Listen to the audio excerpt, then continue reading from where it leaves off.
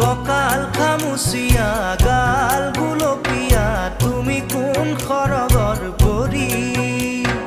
কজলা চকুৰ